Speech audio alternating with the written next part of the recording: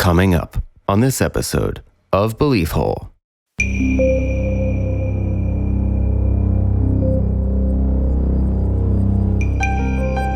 It sounds so silly to say, like, these fairies taking it seriously. It does. But if we just forget, if we just shovel off this idea of the happy little Tinkerbell fairy and just consider that these are other entities out there. Yeah. Strange creatures that live alongside us in different dimensions. Just imagine that and then consider that they are stealing these people, that there might be something to that fairy lore. Yeah, we've just been conditioned, I think, to think of fairies as these benign, friendly little sprites when there's so much more lore involving darkness. That visualization of these two little boys playing by the river and this thing with black hair, sharp teeth, black eyes, just smiling, kind of floating to them in the wake. What if the dad wasn't there? Right. Is this thing wanting to feed? Would it have taken them into this world where the father can't see? Sure sounds like it. Yeah. Careful around that water, boys. Terrifying, terrifying, terrifying.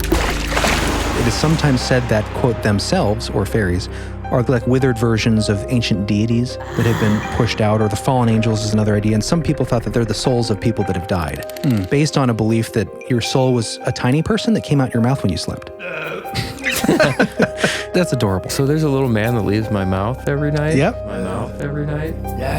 The rescuer put his jacket on the woman that he was rescuing, and after that, they could no longer take her. There was something about the clothes, interesting. Yeah. something about fabrics or things from this realm that are material.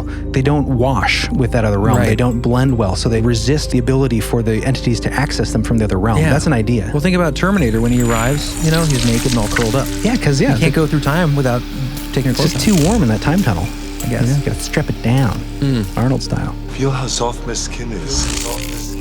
I kind of wanted to focus on the more extreme encounters. Are a little more fun than getting deep into the tragic accounts of people going missing. Like, I wanted to focus on the potential things that you might encounter within the forest.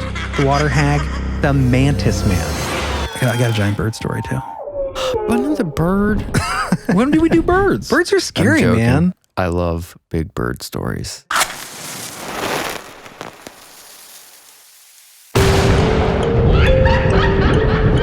Conspiracy. Synchronicity, Sasquatch, homunculus, alien races, Satanism in Hollywood, MK Ultra, Tartaria. There's like a whole, I've been watching this one guy that, Close the door, Jeremy! Close your door!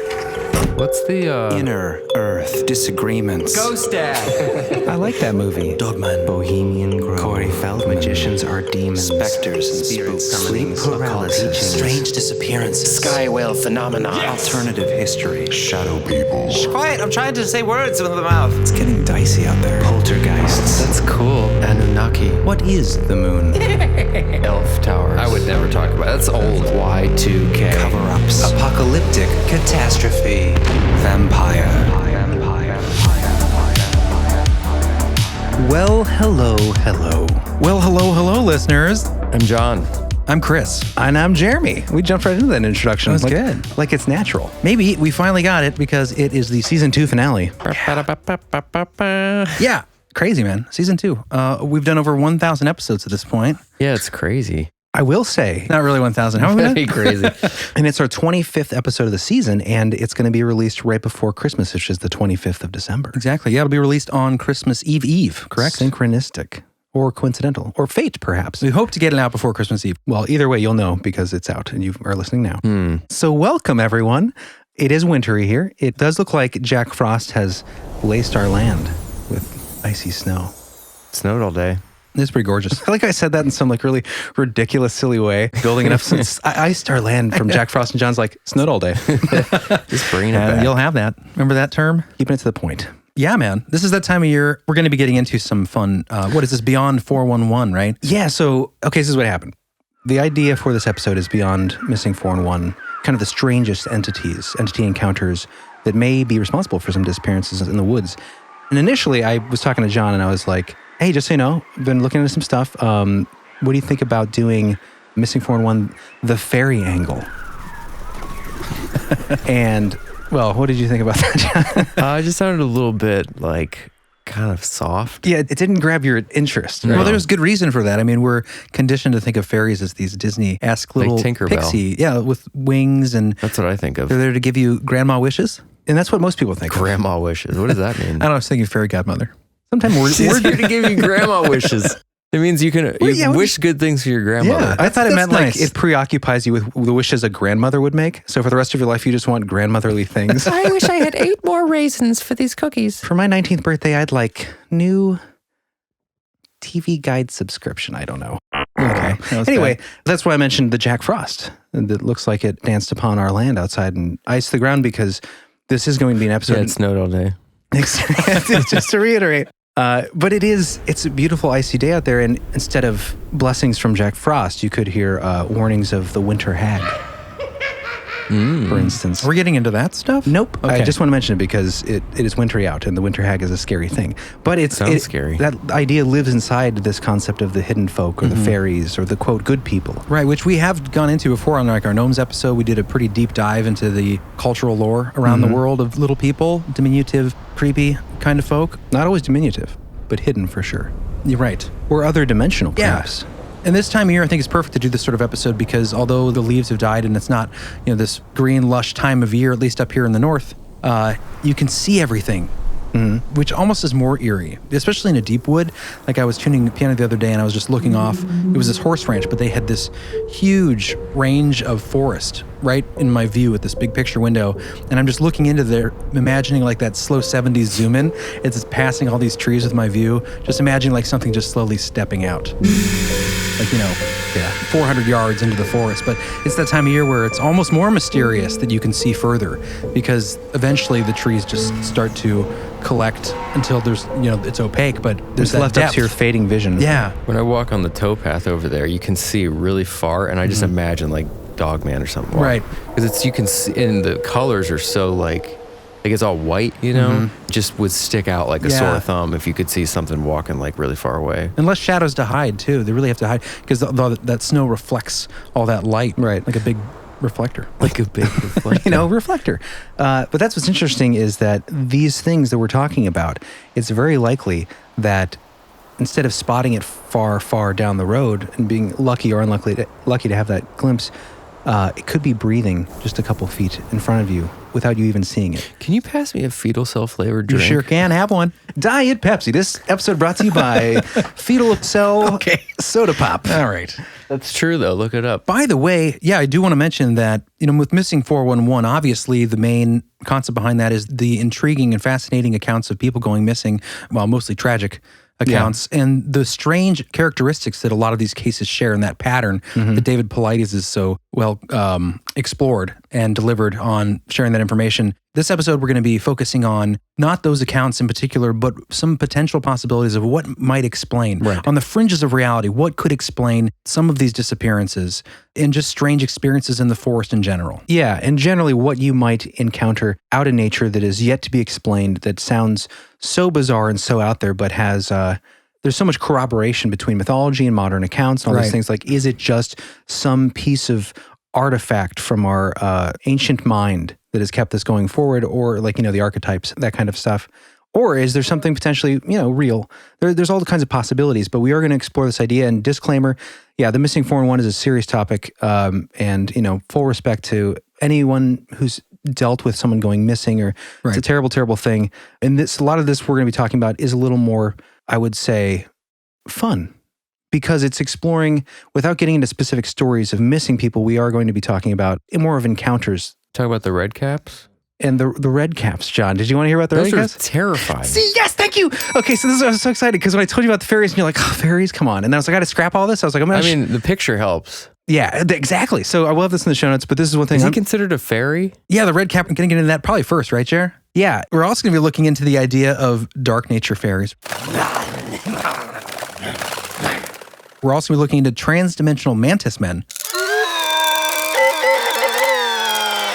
Monstrous reclusive birds. And if we have time, the idea that the land itself might be a conscious force that is choosing to take people.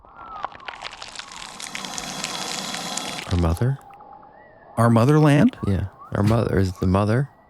You mean Earth? The Mother Earth? What is happening? Mother Earth. Mother Ocean. Oh, wow, dude, that was such a long... I mean, that just came into my head after I said that. But our mother. Mother Ocean. The Mother Earth. Did you know that Yes. clip was in our last episode somehow? Was it? It just, I think it was because it was on a track. Oh shit! It probably is in this Mother, one too. Ocean. But yes, John, looking at Redcap, like you were doing, this is when I was talking to you, and you were like, I felt like I was gonna have to scrap the whole fairy angle, and I was like, no, I'm gonna show John that fairies are scaries. They're terra fairies. Terra fairies. Yeah, I came up with the term terra fairies because they're terrifying fairies. I'm glad I challenged you on it because you had to dig a little deeper to make it scary. Well, at least to present it in a way, knowing that people would not think of it as a creepy thing, but fairies can be scaries. Yeah, and on that note, fairies can be very terries. when we talk about fairies, we're essentially talking about it's this whole group of things that are hidden that a lot of people think are just slightly out of our Are world. they hidden in our mother? Yes, John, they're hidden in our mother. I'm sure she's got some in there, some parasite he's fairies. talking about Mother Earth. I know. What do you think I meant, Mom? She's got all kinds of secrets. She holds all sorts of treasures. Okay. Let's Anyways, but yeah, so point being that the fae folk, the fairy, the hidden folk, there's all kinds of words across the earth.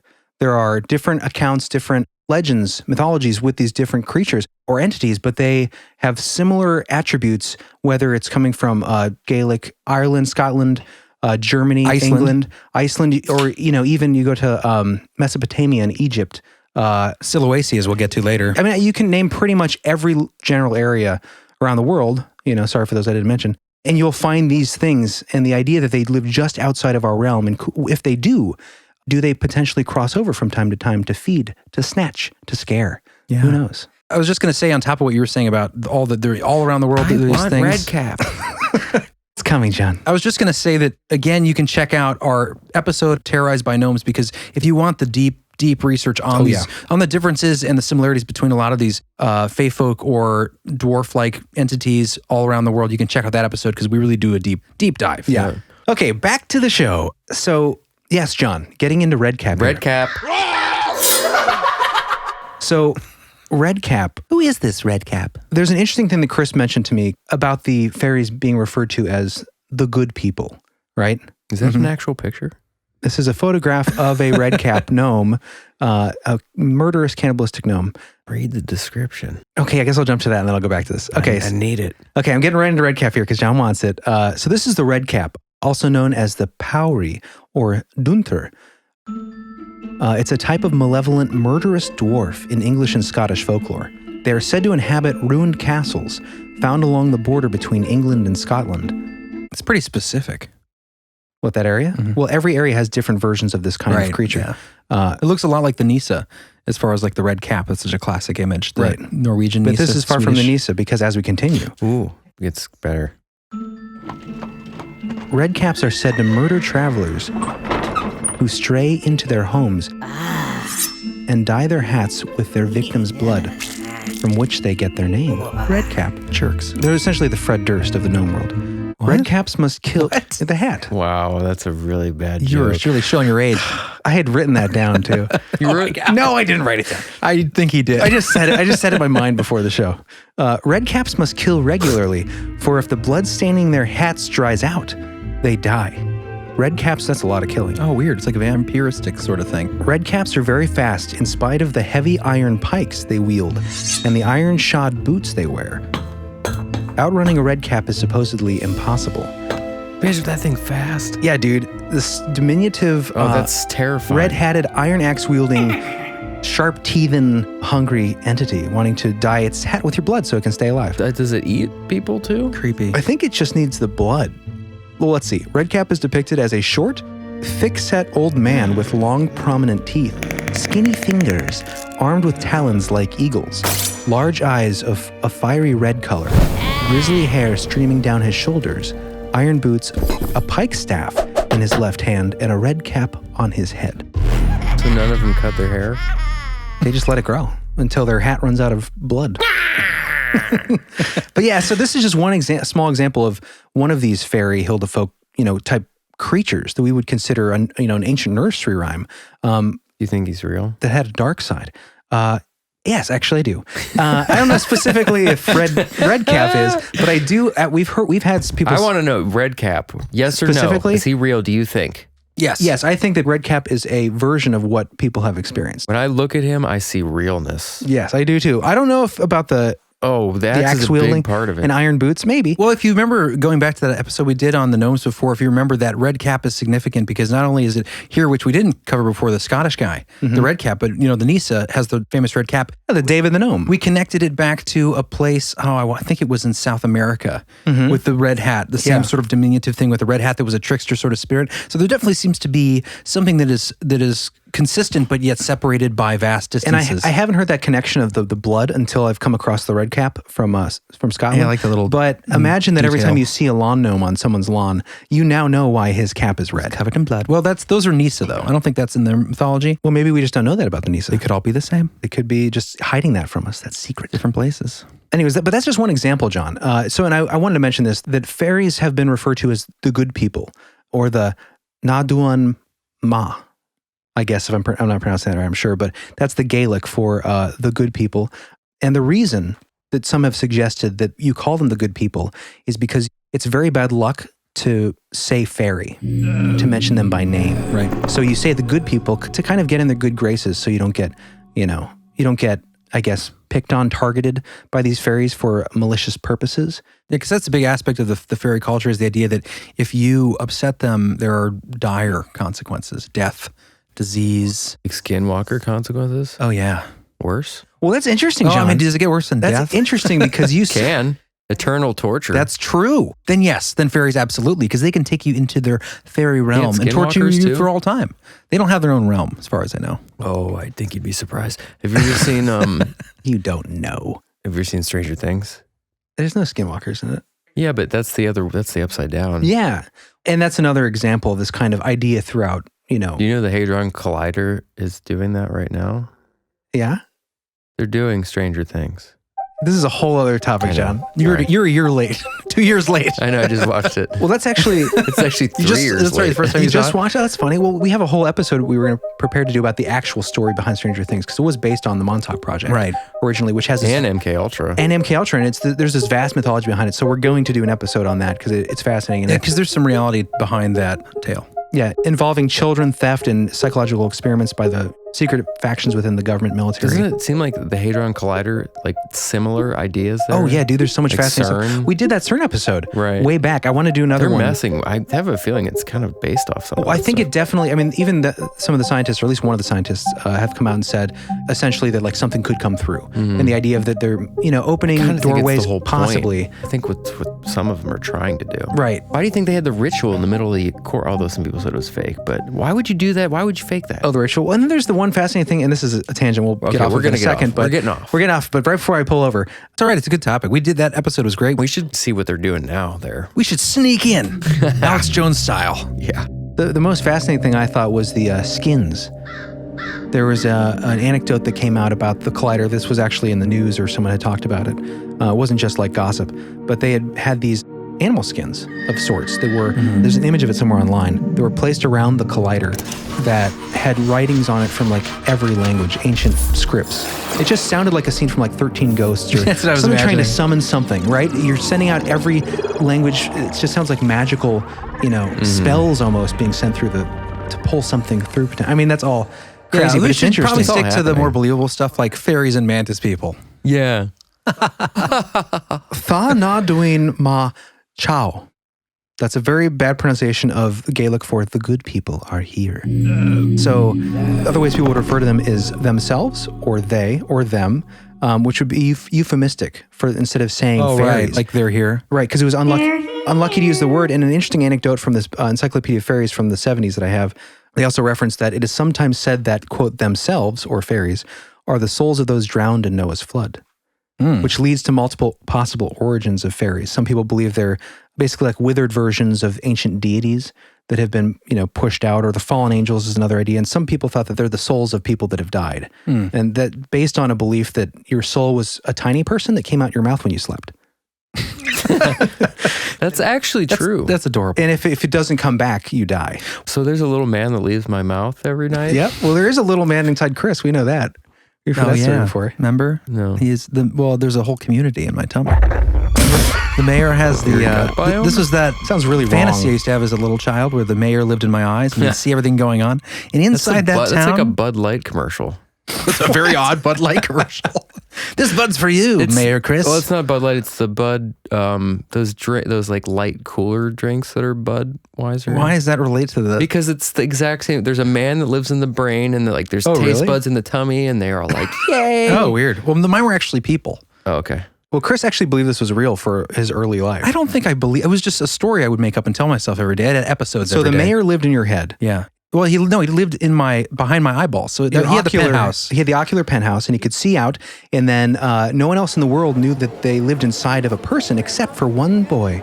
One boy knew in the city, right? One little special version of me lived inside my tummy town, and he knew the truth. Tummy town. Wow. The weirdest story. I had a lot of fun. Great though. I had a lot of fun. It's a lot of imagination. I had a lot of fun though. Chrisville. Is that what you called it? Yeah. I don't know. I don't remember if it had a name.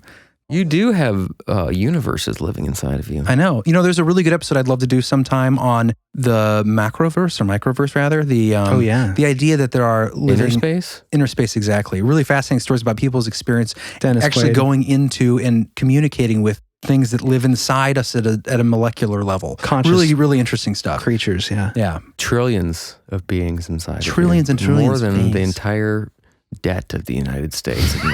Yes. Always got to make it real, John. But I did want to say, Jeremy, because you mentioned that, like, kind of the poltergeist aspect when you said that, like, I made the joke they're here. But it's true. Like, if you think about, like, Faerie, the idea of fairy lore, it didn't just mean these little creatures, these little, hidden folk, depending on where you were. They would throw that out there for everything. Like anything supernatural. Like their word for supernatural was a fairy thing. People of the fairy faith. Oh, Celtic. Okay. Folklore. Specifically the Celtic. For example, fairy lore explained poltergeist activity, explained... Well, here, let me read a quick little passage here. I thought this was interesting.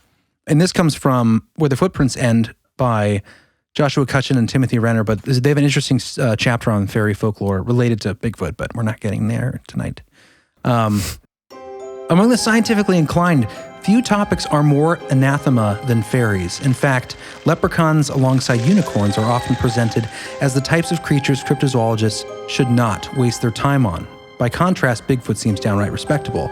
And I like this here because they give you a good outline here of the idea you're talking about. The idea in question from the very beginning of this episode and our prep for this episode, are fairies scary, right? Terror fairies. So they write here, popular culture has greatly sanitized fairies. Current notions of tiny ladies flitting through gardens bear little resemblance to the fairies of folklore. Wings, their most salient feature, debuted in late 18th century children's books. Pasteurized it. Exactly. In reality, older legends, collectively known as the fairy faith, represent them as Geni Lacorum, land spirits of varying shapes and sizes. Other traditions suggest they are demons, fallen angels, or the dead. Legends commonly describe a visitor to fairyland who is urged to flee by another individual, typically the captive soul of a deceased friend or relative, lest they remain trapped in the other world forever. So yeah, definitely worse than death, I would say. But that idea, and that's why it connects so well, I think, to our episode today, is because these aren't just the Disney sort of fairy sorts of creatures. We're talking all shapes and sizes. It's going to get into the Mantis Men. We're going to get into the... well, I've got a water witch. I got a giant bird story, too. But another bird. When do we do birds? Birds are scary, man. I love big bird stories. Big birds Oh, man, I missed scary. our big bird story. We're in the closet. That was great. That wasn't what I was thinking. I might be referencing too much of our older episodes. Have some chapstick. That's what it was. Yeah, that was creepy. Yeah, it was. That was the listener stories, right? Mm-hmm. That was a creepy, one of the creepier stories. And we had the one story that one listener wrote in with the bird in the woods. That's the one I was thinking of. That was creepy too. Remember the one that was like they were driving or something? It was like slick. Standing on the side of the road. Black. Yeah, It slick was like oil black. rain. It's like 7 foot tall or something. That was listener stories as well. Yeah, the account we're getting into today is going to be more of a possible answer to Missing 411. At least there is one man who believes that what he saw is a good explanation. So here's a couple things. The reason why we have Missing 411 in the title is because this occurred to me a while back when I was reading that Encyclopedia of Fairies book. I found it fascinating. Like I was just doing it for an episode on the gnomes, and the more I read, there was just all kinds of crazy, interesting references. So and I started noticing these things, like the idea of, this thing being in the forest and then taking someone away, depending on what they were wearing or saying or doing, sometimes bringing them back. So some of these connections. So I found this article that someone else had broken this down after trying to Google this connection. And so these are some of the things that he also came across. One, so fairies use boulders, right? They use stones to build their homes. And boulder fields are often sacred, large stones, natural structures. Super common in Iceland. The Huldufolk, like you're not even allowed to bulldoze in some areas without getting permission from the Faerie. Exactly. The elves, rather. So this is a common idea with fae folk across the world, or fairies, is that that's like their home. And oftentimes, Paulides have pointed out that there is something about boulder fields. When people go missing in the woods, that there's a high frequency of clusters around areas where there are boulder fields, for instance. Interestingly, too, national parks, specifically Yosemite, that's one that Paulides has talked about a lot. And according to the book from Wentz, W.Y. Evan Wentz of 1911 wrote The Fairy Faith in Celtic Countries. He references that Yosemite, he actually references that in there, that there is supposed to be a large cluster of fairy entities. Really? Yeah, according to experiences or the lore. And we do have some of the experiences coming up of fairies that I have come from a appendix of like 500 stories, accounts, real accounts of the fairy census, encounters. Right? The fairy census, it's called. I'll link that in the show notes. We're just going to pull some from that for today. But I found that fascinating, John, that there are that many encounters. It reminds me of the Dogman. Like you wouldn't think of it, but there's like 500 to 600 encounters. This world has more strange experiences than the grains of sand on a beach. Yes, John. Hey, got it right the first time this time. Yeah, that's a hard one. So some of the other connections are, disappearances near water, right? That's a very common theme. That's pretty bland, though. I understand you saying that. But water's everywhere. Specifically, inexplicable drownings, for instance, when people are found in the water and yet there's no water in their lungs. There's no understandable cause of death, no discernible cause of death, not hypothermia, nothing, just passed away. A lot of these strange things. Here's an interesting one. Return to previously searched spot. It's like Missing 401. I've that hunted. Exactly. Well, that's what I'm listing here are these things that connect to that. So the idea that these reports and encounters are being taken away to a fairy realm or this parallel dimension, right, where these entities live and then brought back, they're discovered oftentimes in the same place that was previously searched, sometimes alive, sometimes deceased.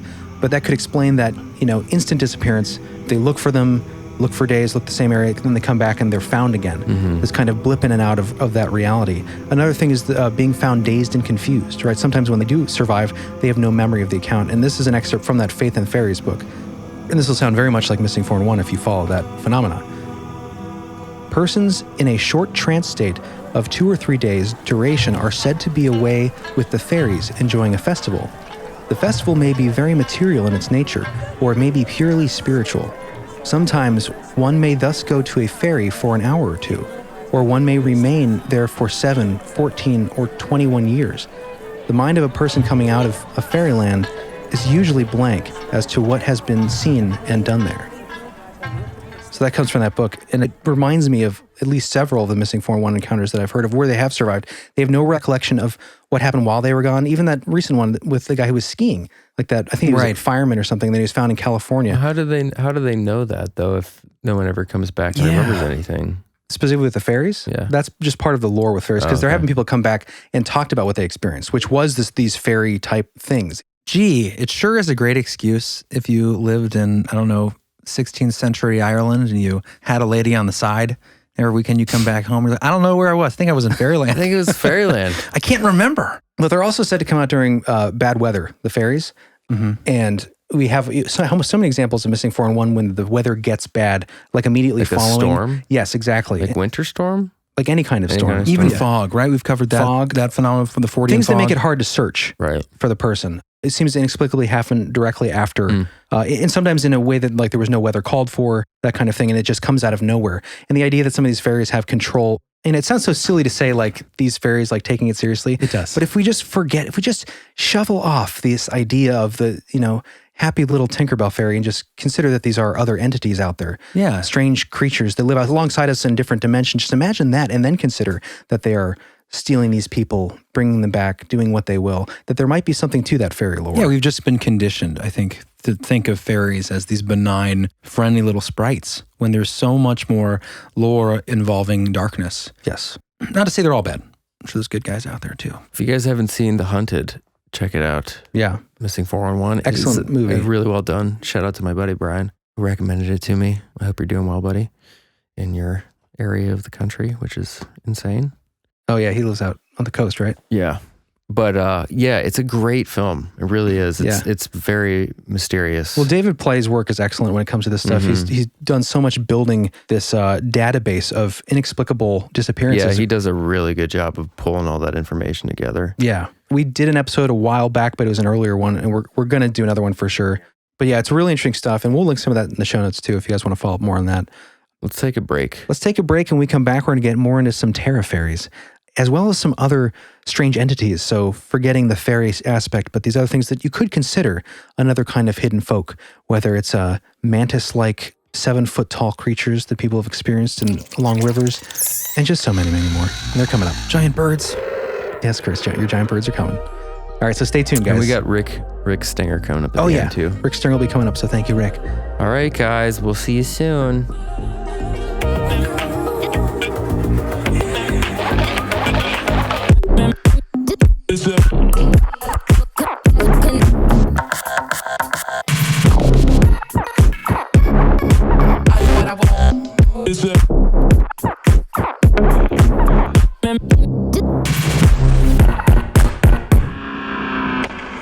Beliefful expansion preview. Mysterious recordings. Access granted. Samurais. We've talked about this before. We might have mentioned Ron Moorhead before, because since this experience, he's written a couple books. This started in the 1970s when this took place. This comes from Distinctly Montana magazine. In 1971, Al Berry, a skeptical reporter investigating the Bigfoot phenomenon, and his buddy Ron Moorhead were hunting in the Sierra Nevada mountains in California. One evening, they were setting up camp for the night somewhere between Lake Tahoe and Yosemite National Park when they woke up to hear some genuinely bizarre cries. In Barry's words, quote, "As dusk became dark night, something approached camp from a ridge above, rapping on wood or rocks as it came, and when it arrived, two voices that I could discern. It vocalized, and the sounds carried through the trees as I have never heard human voices carry, ever before or since. And it whistled, a clear, beautiful whistle like a bird might make, between its friend, and at one point, back and forth with us."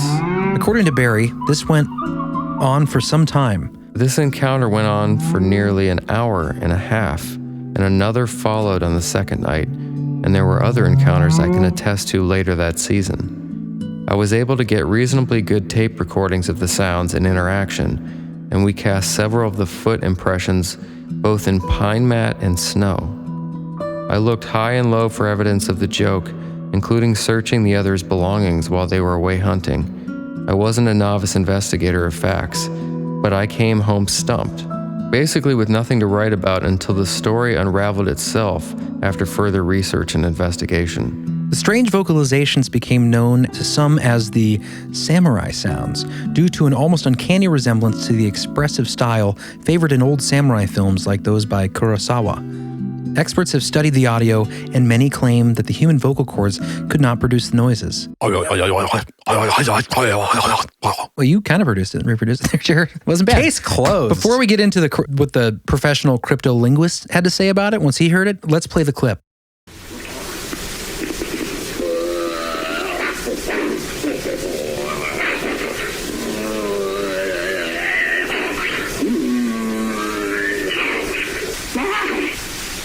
This is the call and response.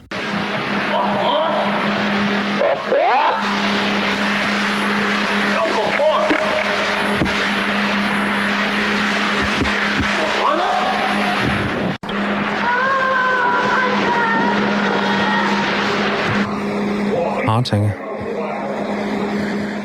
But there's way more to it than just those vocalizations. Mm-hmm. This is going to be a fun one.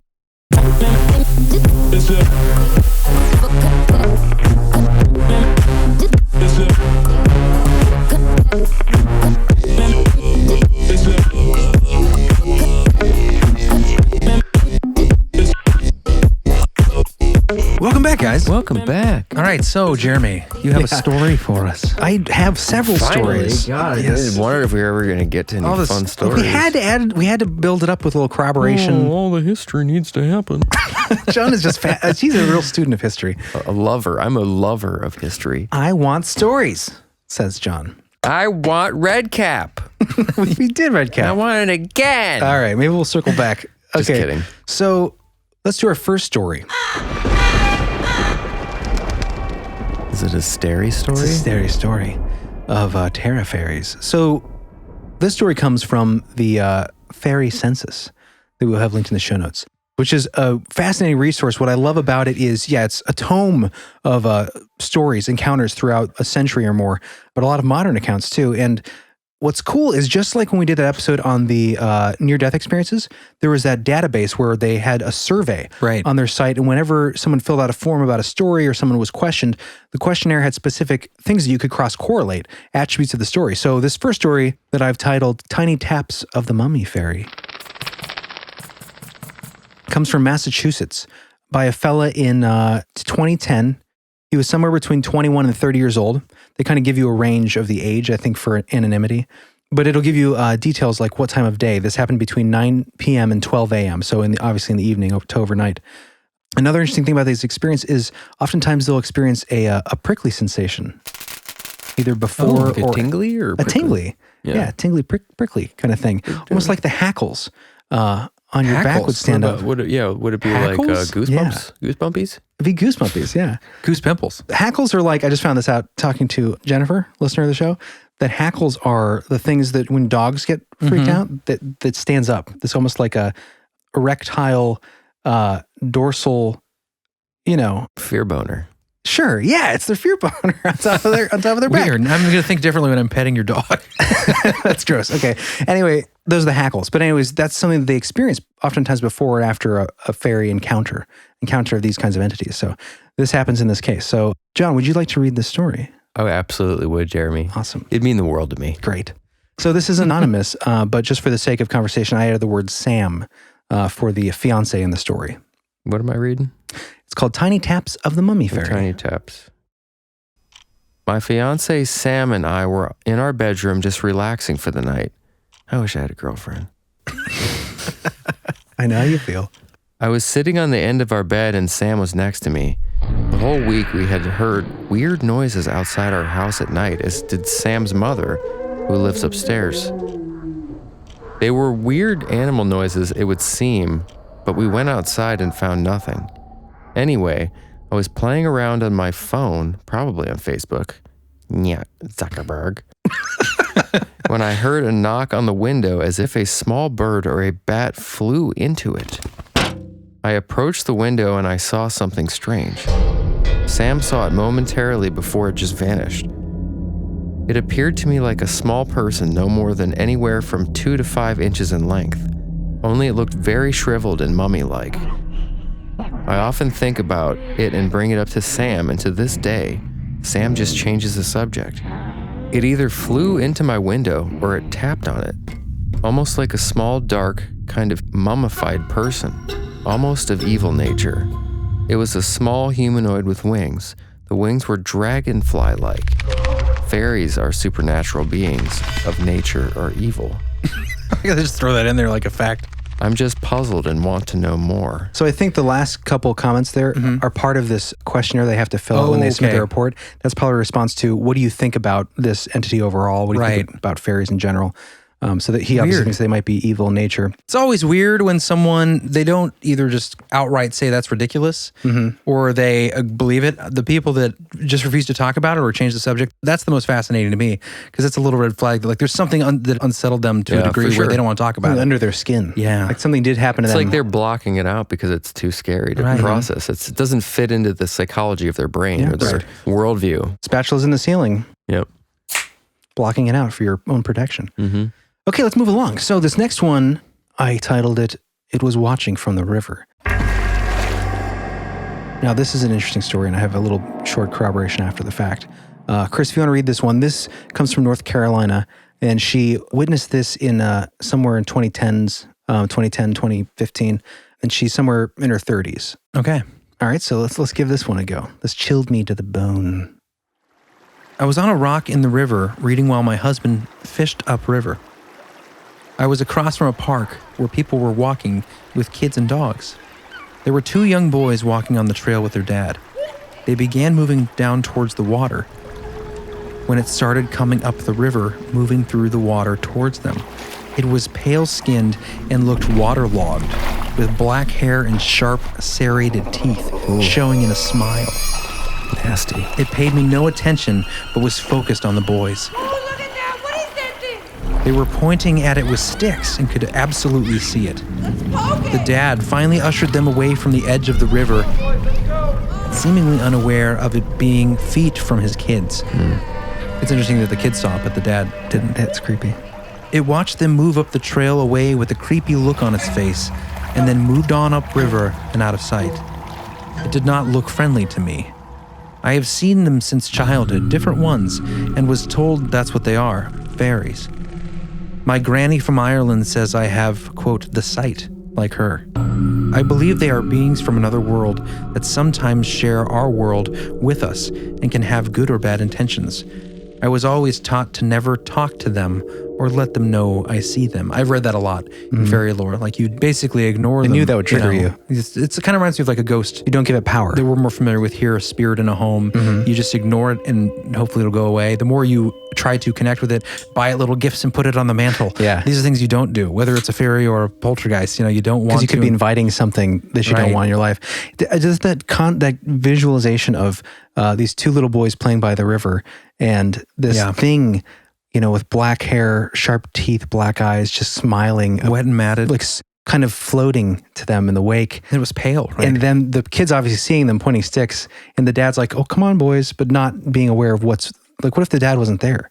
Is this thing wanting to feed? Would it have taken them into this world where the father can't see? Sure sounds like it. Yeah.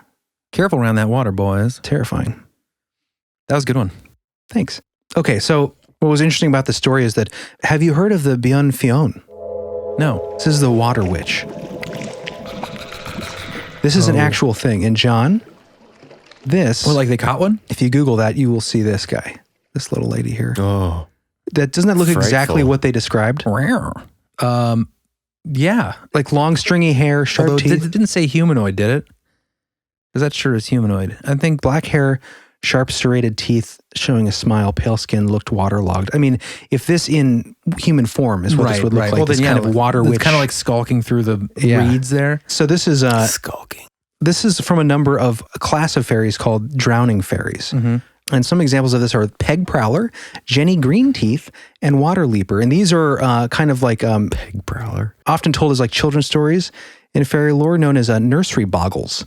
But they're a series of creepy sprites. And officially, they would pull kids down to their watery deaths, essentially. But then some people suggest, well, they're just told to scare kids from going, into dangerous areas. But if that's true, then how do we have this, assuming the story is real, it sounds a lot more like this could be a real thing that they're warning their children against. Yeah. Right? That they could be these things that pull people down. Is Celtic or Norse mythology the thing? It's a water horse kind of thing. I forget the term. The Naken is the... is that what it is? Well, that's the Norwegian. Is that the one where it turns into a horse so the riders will jump on it? And then it'll drag them into the water and drown them? I Yeah. forget which one that is. Somebody will write in about There's it. a series, That might be Irish. series of these called like the Neck or the Naken. Naken's Norwegian. And then there's the Vadian Noi, if I pronounce that right, in Slavic. It's this little guy here. I have this picture in the show notes. Aw. Essentially like a Frogman. frogman or a man that's amphibious-like, web feet, web toes. And there's been encounters that describe this kind of creature. But the idea that he can pull people in and drown them or take them as slaves into his underwater habitat. Yes. Anyways, these kind of corroborations are just interesting when you connect it to people with supposedly real experiences. All right. So why don't we get to the gnome's treasure of the episode, if you will, which is your story, Chris. This is a story you've been trying to tell for a long time on the show. And every time it comes up, you say, oh, I want to tell the story sometime, but I'm just going to reference it briefly here because it has to do with people going missing. And The Colored Socks of Sulawesi story? Exactly. Yeah. Yeah, this one we have been trying to do for, if anybody, this sounds familiar for anybody, you've probably heard us kind of recap this briefly in previous episodes, like our Gnome episode, I think the Missing 4-in-1, and even the Halloween episode we did last year. But this is a fascinating account, and so I'm glad we actually get to go into it on this episode. So I call this Sock Sneakers. And What did you just say? Sock Sneakers. Okay. In hindsight, that's a very bad title. It's kind of confusing. Are those like socks you wear in your sneakers? Very bad. Color-craving teeth gnashers of the other world.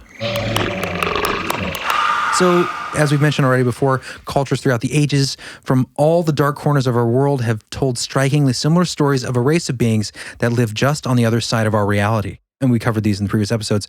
But each group, although separated by vast distances, share many strange traits. They are said to live underground, as well as in the hidden world, and have a predilection for the abduction of humans, which goes into our episode today. One very unique yet common theme between some of these mysterious peoples seems to be a strange connection to bright colors. This is the crux of our story that takes place in Sulawesi. Jared, will you begin with the connection that ties fairy lore into our Sulawesi story? Oh, I absolutely will. This comes from the Faerie faith in Celtic countries. W.Y. Evans Wentz. In the neighborhood of Snowdon, the fairies were believed to live beneath the lakes, from which they sometimes come forth, especially on misty days. And children used to be warned not to stray away from their homes in that sort of weather, lest they should be kidnapped by them. These fairies were great thieves, and they were fond of bright colors. They were sharp of hearing, and no word that reached the wind would escape them. Yeah, there's the bright colors. Yeah, and again, as we talked about before, the weather, that fog. It's funny because that fog is even going to tie into the end of the episode with the stories of the Mantis Men. Ooh. Personal close encounters with Mantis Men. Mantis Men? You're talking about like real life-size mantis people. Oh, yeah. Well, let's stick with these teeth-gnashing Sulawesi We'll get into creatures. those. Some real creepy stuff. So, in modern times, we find this warning of wearing bright colors while in the wilderness repeated in the jungles of Sulawesi. A bizarre and horrifying account was first reported on Whitley Strieber's Unknown Country. A man named Alan Lammers claimed to have had a paradigm-shifting experience when he traveled to Sandu Batu in South Sulawesi. When he arrived, he was told there was a strict dress code held by the culture of people he would be working with on the island. It was curious, but simple enough to follow. Don't wear bright colors in the jungle. Only white or black should be worn, and black was preferred. At first, he just found this intriguing, but when he asked why, he was given a grave warning. People who wear bright colors will disappear. When he arrived, he began hearing stories of people vanishing in the forest, and at an unusually high frequency, even for the jungle. Alan reported his experience while working in Sulawesi, and his statement is as follows. We got to the village and everyone wore black. The villagers verified that people do indeed disappear, but this village would not say why. When we got there, we rested, met with the leaders of the village, and about 10 of us proceeded to go into the jungle to witness the illegal logging that was occurring there. The villagers wanted to show us the damage. One of my friends didn't listen or understand the warning and wore yellow socks. We did our tour and returned. He was strangely quiet. That night, he became extremely ill. I had never seen a person projectile vomit that hard. He had an extreme fever also. We nursed him, and about a day later, he returned to his healthy self. Then he told us what happened. He said something had bitten him on his calf and then thigh. He showed us the marks. They were huge scratches. He said he couldn't see what was attacking him, and then he didn't want to tell us what happened because he was embarrassed. The villagers stood around us with these knowing looks while we looked at the marks. I asked them what it was. They didn't want to say, but they said he was very lucky. Usually people disappear. I was stunned. It was not a taboo. It was a serious threat. So time passes, and Alan hears of a strange account of a group of people that had disappeared within the jungle. 5 people had left for a 3-day hike in the mountains about an hour out of town. After a week, the concern among friends and family had reached a tipping point, and they begin a campaign of a massive search to scour the mountain. Finally, after nearly a month, they discovered one of the 5. He was severely emaciated, but somehow he had survived. He couldn't remember what happened to his group or how they were separated, but shortly after his rescue, he shut down completely. It became obvious that something had psychologically traumatized him to the point where he stopped speaking for 2 months. Eventually, he did speak. What follows is Alan's report.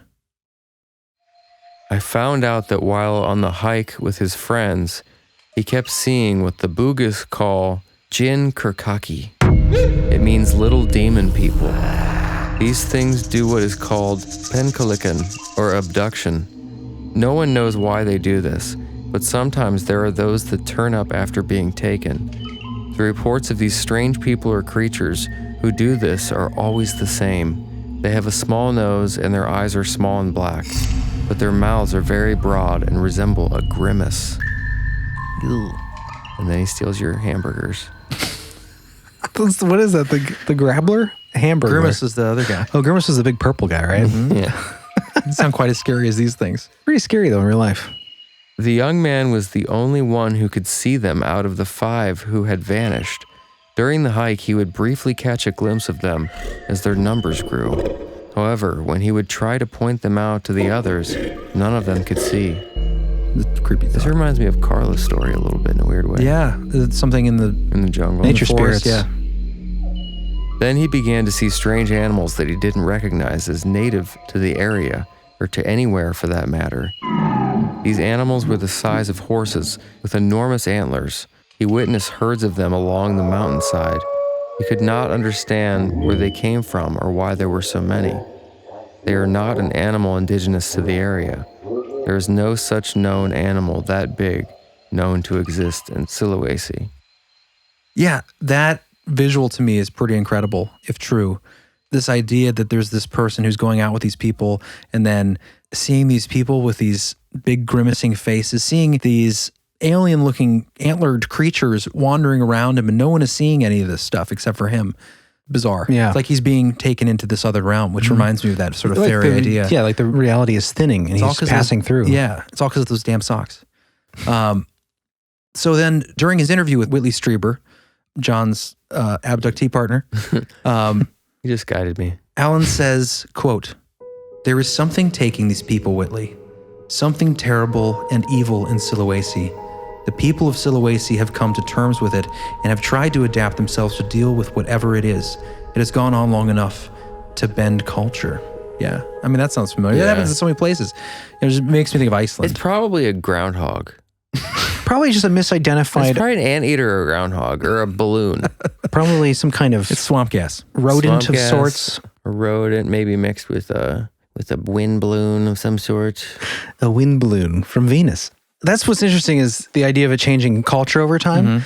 We always talk about that. There's this idea that the culture, like you might have this in some other land, there's a dance attributed to this creature, this mask, and it's just supposed to be an archetype Right. or whatever. But it's interesting the idea that accounts actually happened. These reports were told way back when. And then those traditions reflecting these kinds of entities developed after a real account. Exactly. That's darn possible. Darn and it's possible. definitely true. And the interesting connection, again, with the Missing 4 and 1, the bright colors is a typical thing that Paulides has talked about, where certain people have gone missing wearing a bright colored thing. And then, which of course you could say, well, maybe they were easier to spot as a predator because of the bright clothing. But the other aspects of being found with clothing turned inside out, maybe to mute the colors of the clothing. Yeah. One thing that David Paulides mentioned where he talks about this idea of the spirits, the bright colors being attracted. It's not just in Indonesia or Sulawesi like we talked about, but also Hawaii. Hawaii and Indonesia, yeah, there's the Right. accounts of that you shouldn't wear the bright colors. Right. Because they attract these kinds of spirits, right? Like we mentioned before reading this account, in Ireland, the same idea with the fae folk, the bright colors.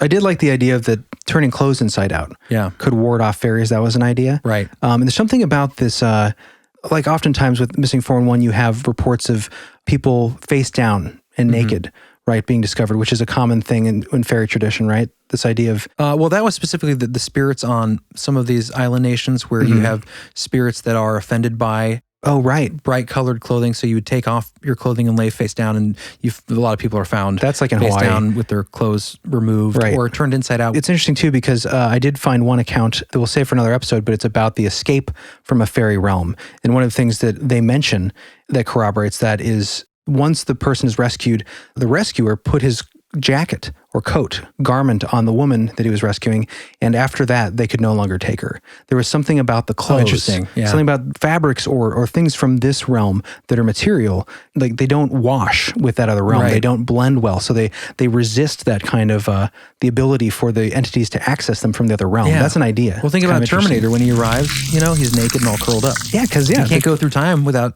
taking your it's clothes just off. too warm in that time tunnel. I guess. You gotta strap it down, Arnold style.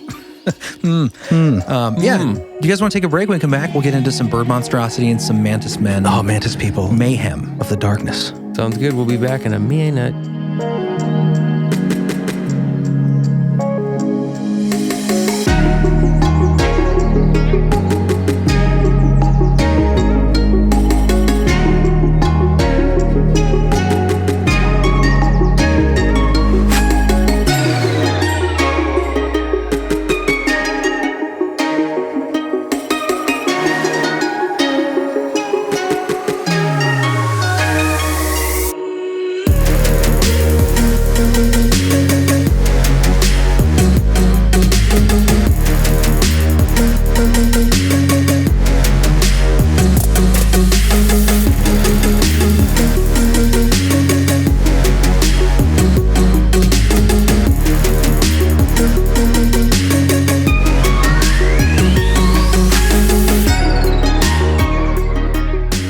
Sands of the Hourglass. We are brought back. Welcome back. Welcome back, everybody. We got a little announcement before we jump into these last few stories here. Yes, sir. We are going to be taking a break. We mentioned that earlier in the episode, but through this upcoming month of January, we will be off of doing main episode releases. But if you are a patron or a member, then you will be receiving bonus content. You can sign up at our website, go to beliefful.com and click on the Patreon button. We're going to be doing our live streams. Yeah, at least 3 crazy live streams over the break. 3 awesome, fun live streams. Members only. Come join the fun. We also have a... It's so fun. Come join the Come fun. join...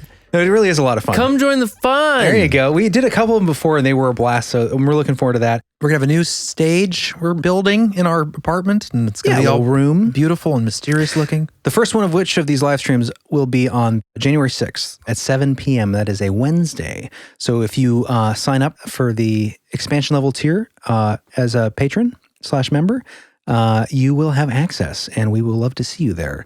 We can talk to each other, hang out. Bring your fun hats. We're going to be doing. We're going to be covering some weird, freaky videos. We're also going to be talking about anything current going on in the paranormal world. We should probably talk about those monoliths that are appearing everywhere. Oh yeah, no, I feel like things can move so fast now. Yeah, we're a little late to the game on that, but definitely want to cover No, it. it's still expanding though. Like What? There are developments. They're all over the place now. What? You didn't know that? Believe that for a moment. Pimples on a teenager. I know. Did you not know that? I know they took the other one away.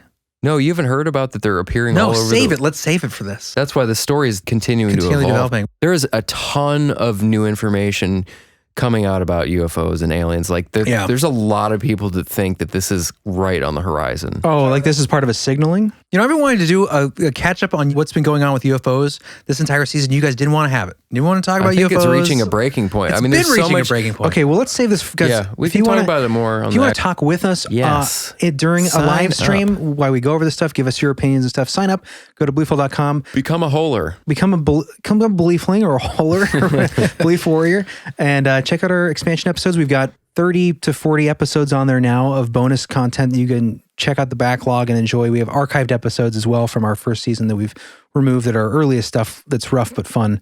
It's a treasure trove of fun stuff. Get deep in the hole. Join us there. And help support our show grow. And thank you to all who have. And Yes, you guys have been great. We'll be reading our new patrons coming up here. But first, let's do a couple more stories, let's finish guys. off this actual episode. We got a little bit in the weeds. What was that? We got a little bit in the Little weeds, Billy but John? overall, I thought it was good. It was good. It was a good time. Well, if we want to talk about potentially what might be responsible for some of these mysterious abductions in our forests around the world, yeah, there's some other characters besides fairies that we could look into. Well, absolutely there are. The first one I thought would be fun to start off with is a creature we're very familiar with. And if you'd heard our Snallygaster expansion, we did it pretty heavily, a deep dive into Thunderbird myth. This kind of ties into that. This is an account given by someone who commented on Mysterious Universe site and brought to us by the author Brent Swanser. And I thought this was a good story.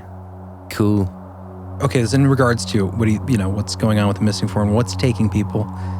He says, I'm pretty sure I know what it is, and I'm sure it's also responsible for some of the National Forest missing adults. If these disappearances have anything to do with what I saw in 2006 in Colorado, less than 1 mile outside of Pike National Forest, then it's likely that the same thing is responsible for the cattle mutilations as well. It was a bird, and it was massive.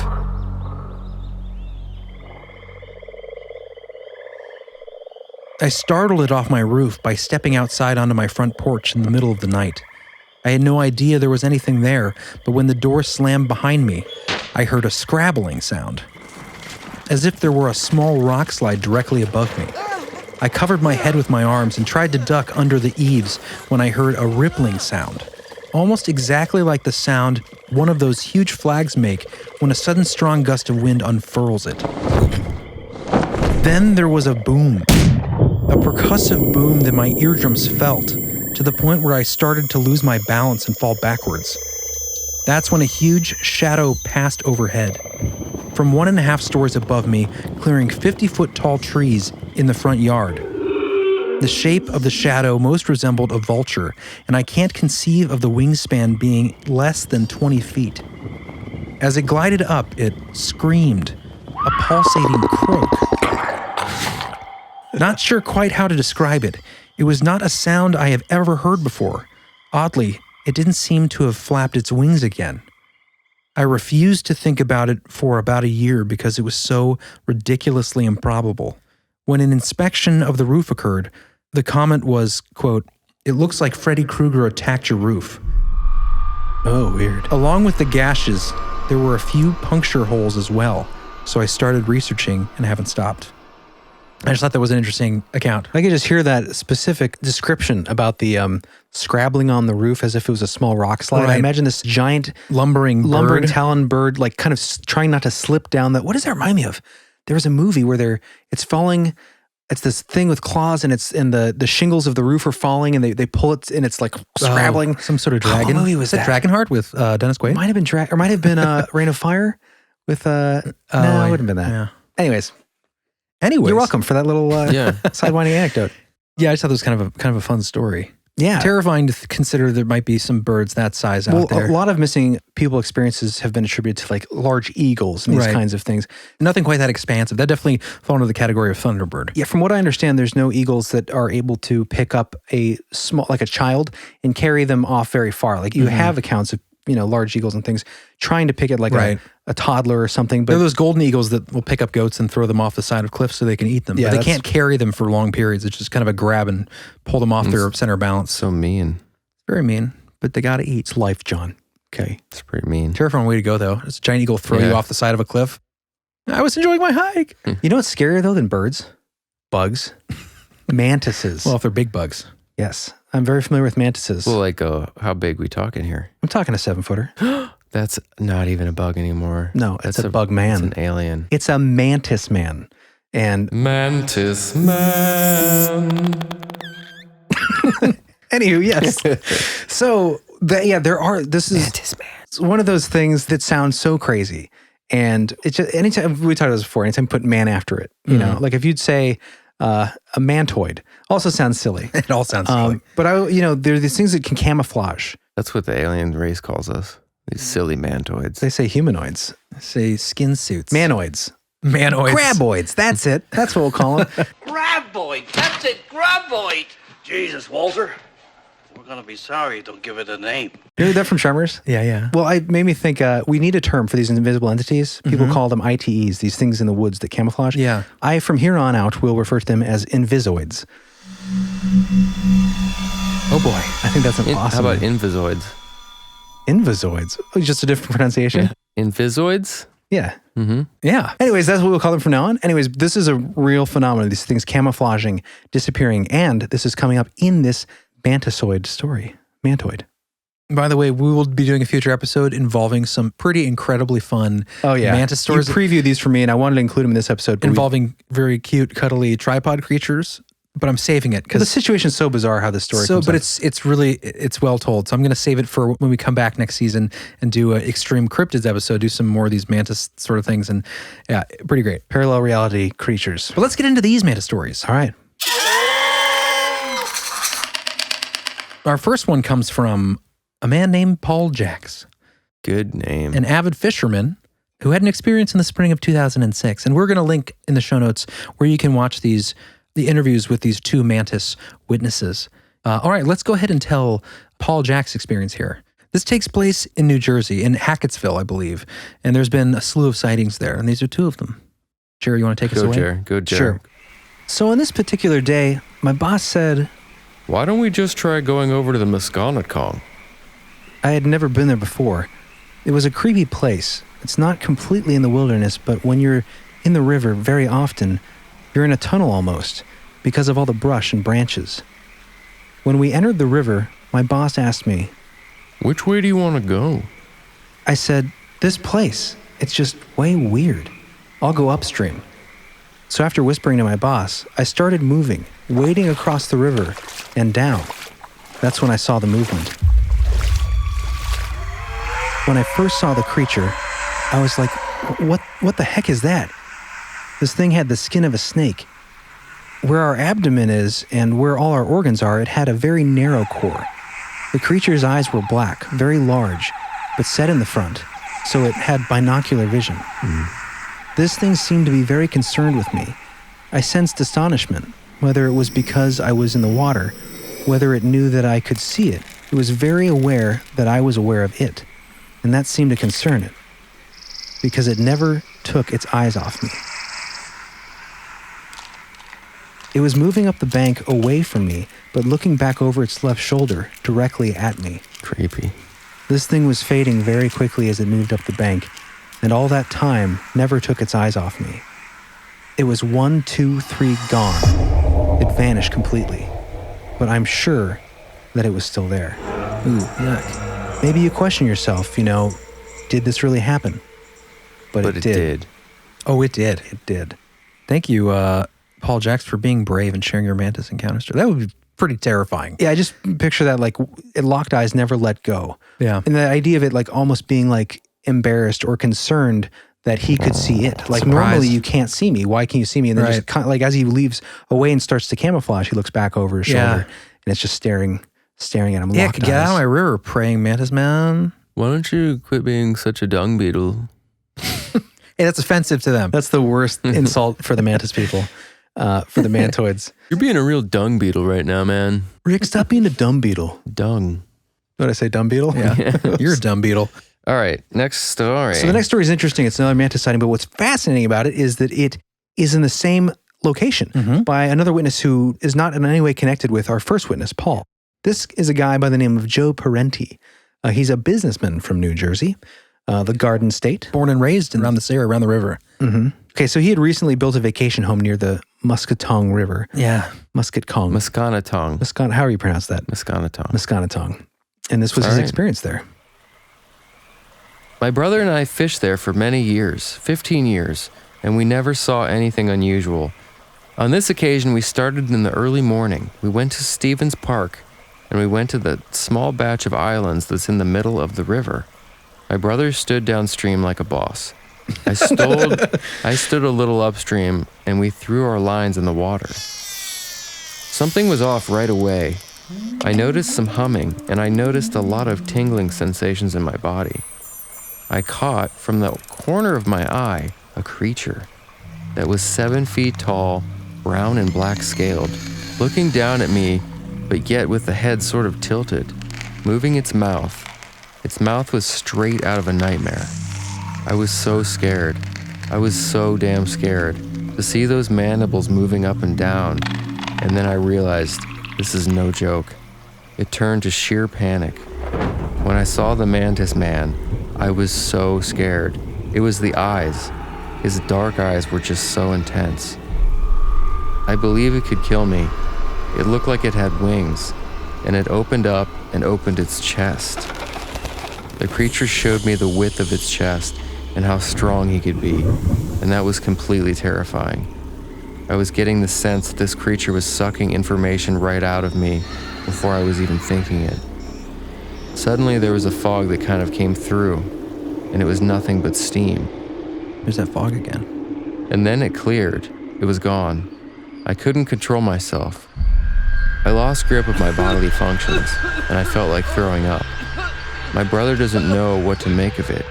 He knows that something must have disturbed me greatly if you're gonna crap yourself right there in the middle of the stream. I mean, come on. Wow. Yeah, you gotta be pretty disturbed. Yeah, that doesn't happen unless you're turned into a little kid full of fear. Mm-hmm. First incontinent. I was very afraid that this creature was gonna come back, that it wanted something from me. that it would cause some type of harm to myself or to my brother. So I said, let's get out of here. And that was when we got out, and I didn't look back. Yeah, smart. I wouldn't look back either. Thinking about like how it's showing you its chest. Yeah, like, it's freaky. Here you go, John. This will be in the show notes. This is what a mantis does when it's threatened, and it sounds just like that. Can you imagine seeing a set? That would be so terrifying. Especially with those little grabber guys at the end. They push their wings out and spread their chest. The like serrated, forearms. Right. That would kill you. These are actually awesome. I've been around some mantises in my life because Jess had a bunch of them, remember? And they're awesome creatures. The creepiest but coolest thing about them is they're the only insect that I know of, at least. I'm sure there's maybe more. But they move their head independent of their body. So it can stand there and then turn its head and look at you. It makes it seem pretty sentient because of that. Very alien presence. And they're, you can have them around your house just walking around. Won't they watch TV with you? They can be very domesticated, which is pretty cool. They're pretty neat. You raise them from eggs. But yeah, awesome animals. But yeah. They're not animals. They're kind of animal. They're insects. Well, a mammal's an animal. They're in the animal kingdom. Insects animal. Wrong. Science, John. So one of the things I love about this, John, talking about like how terrifying this would be. These things, like the dog man, whatever else, there seems to be this common thread of like this feeling of like, it's going to come back for me. You know what I mean? Like, what did he say specifically? He said this creature, he was very afraid the creature was going to come back and that it wanted something. He was afraid it was going to do harm to him or his brother. There's a thing with that, with like the dog man or these entities that seem to be shifting slightly out of our dimension. They leave that mark on you. Yeah, it's like the dimensional danger feeling. Like it can come back, it has control. Bowels are loosed. Like that's the thing too that like dogmen witnesses have experienced before, is this kind of like just loss of all control, sometimes hypnotized. Pretty creepy stuff. Yeah, that's why I say use the buddy system. There are so many times, like so many of these stories where I know it's not cool to say it, John, but it's important. No, it's just dumb. Use the buddies. No, seriously, like these stories, like this story. Just kidding with you. The first buddy story. system is very important. Thank you. Especially in nature. It's valid. Because the first story of the fisherman, they separate. The story with that creature, the water hag. Everyone in Missing 411. Yeah, I mean, you can't really, it's easier to get abducted or be eaten by an entity if you're by yourself. Yeah, absolutely. So fish together, guys. It's not, you can share the fish. Don't go upstream and leave your friend downstream. Are you crazy? Or at least stay in view. Don't you know there's insects that are large? Mandibles. Anyways, we're joking. This is fun. Mantis Man's fun. But of course, there's some darkness to this topic too, and some seriousness and tragedy. So. Yeah, that's why I kind of wanted to focus, this being our season finale, I wanted to focus more on the more extreme. The more extreme encounters are a little more fun to be had with those than getting deep into like the tragic accounts of people going missing. Like I wanted to focus on the potential things that you might encounter within the forest. Right. That's why we did this. I do think that these things have a real potentiality of being real. There are nodes of truth in all of these stories. As you like to say. The longer the show goes on, the more I feel like anything's possible. Yeah, the stories that we get from our listeners, like we had the gnome story that we sent in. I didn't keep it in this episode, but I found another gnome story, one of these fairy stories where it's identical to the fellow that wrote in about his gnome experience as a kid. How bizarre. Well, and again, the one we covered where they said the skin had this sort of yellowed, kind of pitted looking texture to it. Well, the one you did today with the fairy was, again, the sort of like mummy-ish sort of wrinkle. That's a common trait. There's so many common threads in all these different situations. It makes you wonder what reality is, Yeah, nodes of truth. You got a stinger. Oh, yeah. Oh, that's right. You have a stinger. I do. That's probably better than our Come to the Belieful song. I think that was good too. Who's this for, Jono? This is for Rick Abney, our good friend. Ah, yes, Rick. Oh, Rick. He's been a long-time listener. And I did get a hold of 3 or 4 or 5 patrons that we're going to be working on those coming up after the break. Yeah, I'm going to try to get some of them done over the break. That'd be great. Should be able to get a lot of. And then there's only like a handful. We're close to the end of the list. Of people after that. Yeah. So I think I'm going to actually next episode I'm going to read off all the remaining ones. And then people, if for some reason we missed you, or they didn't hear it, yeah, because we are gonna be getting around the corner here. Finish line. So cool. This is for Rick. Rick Abney, you are the best man in the world. I was gonna say that. Richard Abney, you are the best man in the world. Ooh, heavy claim. You're brave like a soldier, you'd fight till you die. You'd beat up a lion and you wouldn't even cry. We hope that you're listening with your buddies at work, and we thank you for sharing our show, that's for sure. So this one goes out to you. blow the belief hole. Now your job is done. Rick Apnea, you are the best man in the world. Richard Apnea, you are the best man in the world. Nice, man. It's a high title. It is. Best man in the world. That ending part reminds me of like the old Batman or something. Like Kissed by a Rose by Seal? yeah. Seal? Kiss by a rose. Kissed by a Something thorn, about the isn't it? strings in there. Wait, Richard. Is Rick short for Richard? Yeah, you didn't know that? I thought Dick was. They both are. I thought Rick was. I mean, I don't know if his name is Richard, Yeah. but I'm kind of guessing. No, I'm sorry. Rick is short for Rickard.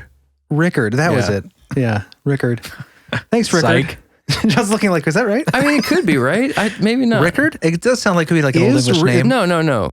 Rickard? Yeah. Rick is short for Rickard? Duh. Chris is making this up. Oh. I don't make things up. Don't go We'll on see, his though. boat ride of lies. I hope not. But if not, I think you can, I think you'll that be makes all right. it better if it's not Richard. You just gave him a new first name. Thompson. Nicknames include, nicknames include Richie, Dickon, Dickie, Rich, Rick, Rico, Ricky. All right, your new name is Rico. Rick. Okay, so it works, but either way, thank you so much. Thank Rick. you for your Yes, thank patronage. you very much, Rick. We appreciate you so much. Yes, we You've do. been with us for a while. And He's a good friend of the a show. familiar name in the whole, for sure. So thank you very much. Thank you to all of our patrons out there. We've got some new ones to read, patrons and members. Woo! I forget we do the real-time claps. That's good. Yay! It's organic. Okay, so let's read some of our new names to our members / patrons. Do it. That have recently signed up. Okay, I'll begin. Jessica Nose. Hey, Or Noche. Yeah. Spencer Cummings. Spencer. Shannon Scott. Shannon, Hey, coming at Shay. you. Carrie King. Yeah. King of it all. Royalty. Bailey Baumberger. Sounds delicious. I'm hungry. Adam Ray Lewis. Hi, Ada Marie. Adam Marie? Ada Marie, maybe? Adamari. Ada Marie. That sounds like calamari. Pretty Good name. Good name, Adam Marie. And thank you. Delay Chiliac. Delia Chiliac. Delay Chilia? Wow, this sounds like a name I won't normally be able to pronounce. Delay? Delay Chiliac. Thank you. We love you. You know who you are, and we thank you. Good name. Chelsea Cato. Hi, Chelsea. Kayleen McCauley. Kaylin. Kaylin. That's a big difference, though. That sounds maybe Irish. Maybe she might be familiar with Could be a guy. With a name like Or Macaulay. he. Sorry. Dang it. I don't know Kaylin. these names. I don't know Kaylin. spelling. Where's all the Johns and Bryans and Steves? Those guys are boring. These names are more interesting. Kaylin. It sounds Irish, doesn't it? Mm-hmm. Probably have a bunch of corrections for our episode. I know. All right. You want to do some, Chris? Lindsay Maves. Hi, Lindsay. What's up? Big Bobby, but Kanapalaka. Big Bobby. Sorry. He's big. Bobby Knobloch. Hi, Bob. Hey, Bob. Hey, Baba. Hey, Bob. Baba. I don't know. Sorry. Your grandma? I'm regressing. Hey, Baba. Curtis Gasser. Hey, bud. Curtis. Old friend. Your old friend coming back at you. Quentin Sheldon. Quentin. Hey, Quentin. Annette Josephine. Ooh, pretty name. Hey there. I like it. Sounded creepy almost. I like it, Annette. Vady Jewel. Hey. Beatty. Hi. Nice to meet you. Prize jewel in any friend group. Good my to gosh. join. Good to join. I missed it as we didn't say anything after. Elena Stedman. Elena Stedman. What you doing? Quite a stegosaurus. I don't know. Wrong way. sorry. Wrong direction. You skipped one, Chris, by the way. Michaela Offholder. Half holder. A folder. Every name is just trying to repronounce it correctly. Thank you, Michaela. Yes. Michael Churchill. Hey, Win that war. Win that war. I can pronounce that name. Michael. Thank you. Winning that war. What is it, Churchill? Yeah, he was involved Sure, in he gets that all the World time. War II. Patra. Patra Phillips. Patra Phillips. Coming down the hole. Patra Phillips. Sliding down the hole to say hi. We love all of you guys. Thank you so much. Thank you for joining up to be a member, a Belief Hole expansion That's member. what keeps us going. Yes. Yeah. Keeping us alive and keeping us moving forward We and hope you bringing you enjoy more all the content. extra content. Yeah, because we really we like doing the expansion episodes. Yes. They're a little bit different, but they're also just as informative and entertaining. And on this week's expansion episode, check it out, guys. It is going to be on Mysterious recordings, Oh, yeah. sounds of the unknown. This is going to be fun because there's going to be a lot of interactivity. You guys can get to hear some cool, crazy clips of strange, bizarre sounds. Yeah, possibly inexplicable, but we'll do our best to explain them. Mysterious recordings from strange things heard in the woods, not explained yet. Freaky sounding recordings from other worlds, potentially. Oh, awesome. Land of the Dead, maybe. And even recordings of speaking to other entities / maybe spirits through an Italian radio. Oh, What I love about Italian EVP? radio. Or the EVP? And perhaps some EVPs. We'll just see what gets thrown in there. It's a grab bag of mysterious recordings. Grab bag. Grab it. Cool. We'll see you guys there if you're in the hole, deeper in the hole. And if not, we will see you next time, next season. Next season. Season 3 coming at you. Yeah. So Merry Christmas and Happy Holidays, I guess. Happy New Year. Happy Hanukkah. Kwanzaa. Kwanzaa, there's a lot of them. Happy whatever you do. All right. All right, guys. Love you. See you later. Bye.